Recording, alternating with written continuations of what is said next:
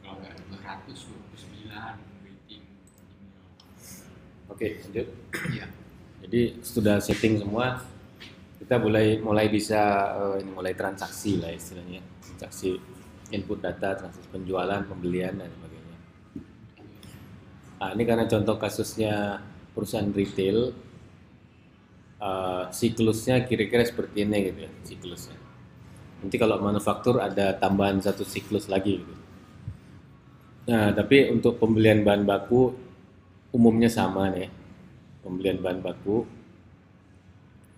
Kemudian nanti kalau ada produksi, berarti nanti ada produksi dulu, baru ada sales, gitu kan, sales. Tapi ini ke bawah-bawahnya sama semua nanti. Accounting, eh, Ya. budgeting itu semua sama. Nah, jadi kalau di retail, purchasing mulainya, kita mulai dari purchasing. Purchasing ini nanti ada PO, RFQ dan sebagainya. PO nanti lanjut ke receiving barang masuk ke warehouse, modul warehouse. Nah, pada saat receiving ini ada vendor bill atau supplier invoice gitu. Nah, di Odoo ini kita bisa catat supplier invoice ini atau vendor bill ini sesuai dengan PO-nya atau sesuai dengan receive-nya. Misalnya PO 100, receive 70, misalnya 70 dulu parsial. Nah, invoice-nya ini mau dijadikan 100 atau mau dijadikan 70 sesuai receive. Nah, itu bisa kita atur-atur nanti alurnya. Nah, kemudian invoice masuk ke accounting. Masuk ke accounting. Accounting ujung-ujungnya nanti kan financial report. Financial report ini ujung-ujungnya accounting, financial report. Jadi gabungan dari semua invoice itu utang piutang lah ya. Ini hutang, ini piutang, dan jurnal-jurnal manual lainnya, gitu. Jurnal-jurnal lainnya kayak depresiasi, kasbank segala macam itu masuk di sini nanti. Nah, semuanya bermuara ke accounting, ya. Accounting ujungnya nanti financial report, balance sheet, profit and loss, cash flow, dan seterusnya. Oke, di sisi sini, di sisi warehouse ini ya. Jadi setelah receive masuk ke warehouse. Warehouse ini nanti banyak lagi nih ininya fiturnya ya. Fiturnya misalnya stok opnam, terus ini salah satunya receiving ya. Receiving, stok opnam, adjustment, terus kalau ada kerusakan barang semua harus di manage di sini kan. Termasuk perpindahan barang antar lokasi, antar gudang, antar lokasi, semua di manage di sini. Nah, semua ini udah terdata di sini, bisa lanjut ke modul sales namanya, modul sales. Nah, di Odoo ini pun ada dua deh, ada sales yang retail, yang POS, kasir, ada yang sales yang termin lah istilahnya, di back office gitu ya.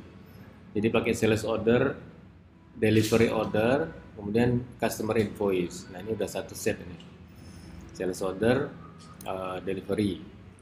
Nah, ini sama juga perlakuannya, apakah si invoice-nya ini mau kita anggap sesuai sales atau sesuai delivery.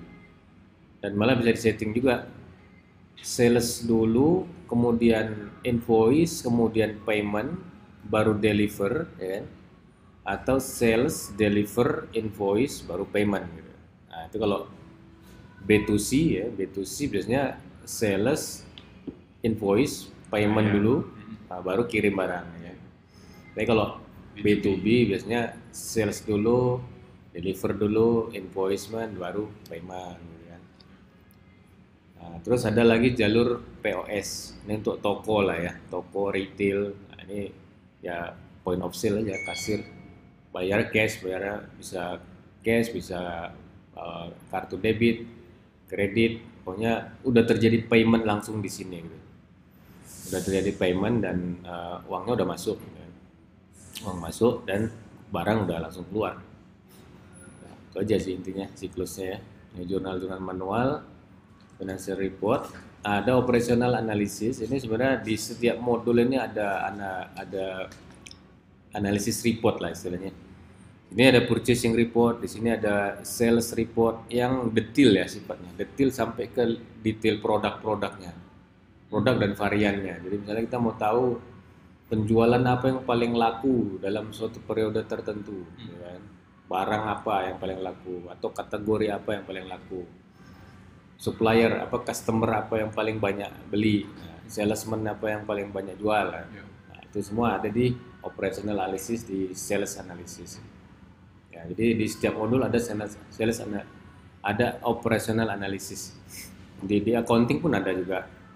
Ya, accounting misalnya treasury, ya, accounting ya, yang sifatnya non financial report. Kalau financial report ini udah pasti terkait ke chart of account ya. Jadi ngelihatnya di level chart of account. Ya kan? Ada lagi satu report yang nggak terkait sama chart of account, namanya analytic account. Nah, beda juga sama operational analysis. Di analytic account ini kita mau melihat suatu performance di level yang bukan chart of account, bukan level chart of account. Ya. Kontrak. Setengah 12 mungkin baru bisa join. Ya, jadi misalnya cost center ya. Ya. Cost center itu melihatnya nggak bisa di financial report karena chart of account tuh nggak ada. Nah, dan memang jangan diarahkan untuk capture cost center karena Nanti nanti bosnya happy. karena nanti akunnya jadi banyak banget gitu. Iya. Jadi setiap ada cost center buat akun lagi, Iya. setiap ada project buat akun lagi gitu kan, bisa beranak pinak gitu. Ya. Nah, jadi di Odoo ini ditampung di analytic accounting namanya. Jadi chart of account-nya nggak terlalu banyak, paling 400 tuh udah banyak banget tuh, 400 akun tuh udah banyak. Tapi untuk detail-detail yang non financial report kita tampung di analytic accounting namanya. Jadi bisa project, misalnya ya project. Jadi kita bisa monitoring project ini udah menghabiskan modal dana berapa Ya. dan sudah menghasilkan revenue berapa. Dan bisa dikaitkan ke budgeting juga. Nah, jadi analytic account nyambung ke budgeting. Jadi project dikasih budget sekian.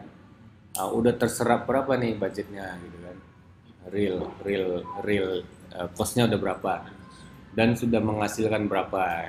Itu semua ditampung di analytic accounting. Nah, selain project misalnya departemen IT, departemen accounting yang sifatnya cost center ya. Nah, ini udah menyerap dana berapa gitu di perusahaan dan kalau di-linkkan ke budget, nah ini budgetnya udah kesedot berapa gitu kan. Nanti bisa diprotek juga budget ke purchase, bisa kita protect. Jadi kalau dia mau minta purchasing pengadaan baru lagi, nah, cek dulu ke budget masih ada nggak tuh budgetnya gitu kan, bisa di-linkkan sampai situ.